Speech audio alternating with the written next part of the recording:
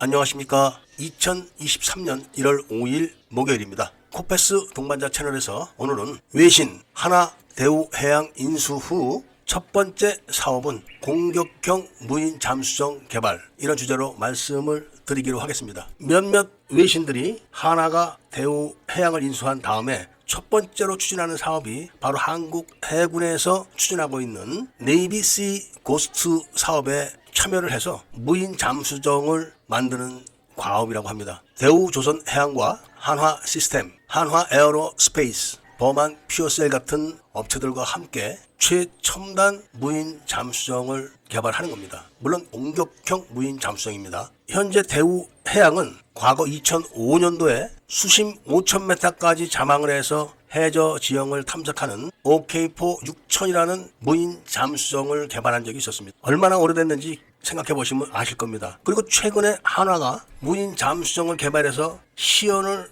성공한 적이 있습니다. 불과 1년이 안 됐습니다. 그것도 크기가 다양한 종류로 수중에서 도킹을 하는 시스템까지 다 완성을 했습니다. 이런 상황에서 하나가 대우해양을 완전히 인수를 끝냈습니다. 그렇게 되자 해군이 바로 대우해양과 이런 계약을 체결을 한 겁니다. 계약 주체는 대우해양이지만 대우해양의 주인이 한화인 것을 우리가 상기해 본다면은 바로 한국의 최신 공격형 무인 잠수정은 하나가 개발을 주도하고 있다, 이렇게 봐도 틀림이 없는 겁니다. 그리고 함께 소개를 해드렸던 범한 퓨어셀이라는 회사는 잠수함 리튬 전지의 세계 최고 기술을 갖고 있는 회사입니다. 이런 조합을 들여다만 봐도 이거 세계 최고의 기술을 갖고 있는 회사들이 뭉쳤구나, 이런 거 금방 알 수가 있는 겁니다. 대한민국은 작전 중심이 길지 않은 그런 나라입니다. 현재 한화가 자체적으로 개발한 무인 잠수정은 자망 기일이 한 달입니다. 이 정도면 한국 영해를 얼마든지 커버합니다. 기뢰 수색과 기뢰 제거까지 할 수가 있다고 하니까 벌써 웬만한 수준은 넘어선 겁니다. 어떤 구독자님께서 수중통신이 어렵기 때문에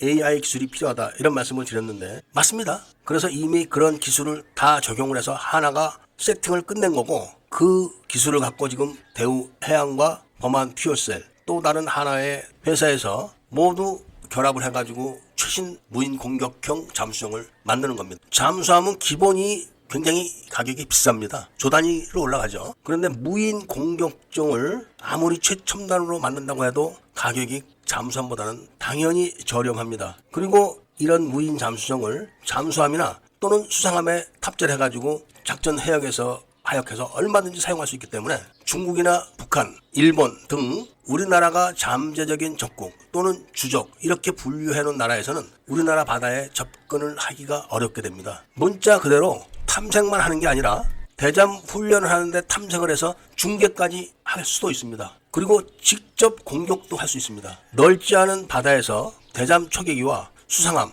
잠수함, 거기다가 이런 최첨단 무인 공격형 잠수함이 깔리게 되면은 접근 자체를 못하게 되는 겁니다. 그리고 이미 하나에서 만들어놨던 소형 무인 잠수정이 자망 심도가 300m입니다. 그런데 2005년도에 대우에서 만들었던 무인 잠수정은 자망 심도가 5000m입니다. 수심 500m 정도에서 활동을 하게 되면은 웬만한 원자력 잠수함들도 다 탐지가 됩니다. 그런데다가 한화가 무인 잠수정만 개발하는 것이 아니라 무인 수상정을 군집을 할 수 있는 기술과 그 군집을 통제할 수 있는 기술을 개발을 해놨기 때문에 무인 공격 잠수정들을 군집으로 운영을 하고 군집으로 관리할 수 있는 기술까지 적용시킨다면 웬만한 함대의 화력을 갖고는 접근을 못합니다. 그리고 탐색만 됐다 하면은 한국은 대잠 전력이 나름대로는 체계적이고 굉장히 첨단적으로 확보하고 있기 때문에 수상함에서 미사일로 어뢰를 발사합니다. 굉장히 빠르게 격침할 수 있는 거죠. 그래서 외신들이 이번에 한화가 대우해양을 인수를 해가지고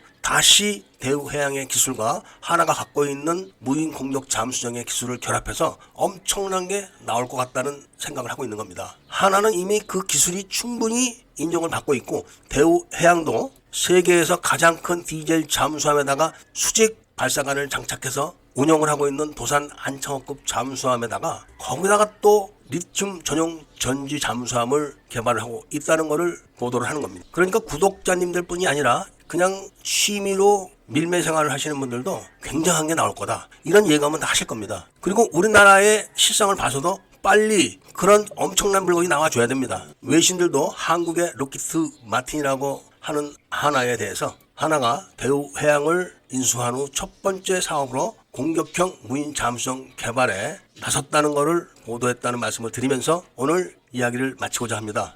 애국 시민분들과 밀매분들께서는 구독을 꼭 해주시고 좋아요와 알림 설정을 부탁드리면서 이야기를 들어주신 데 대해서 감사드립니다.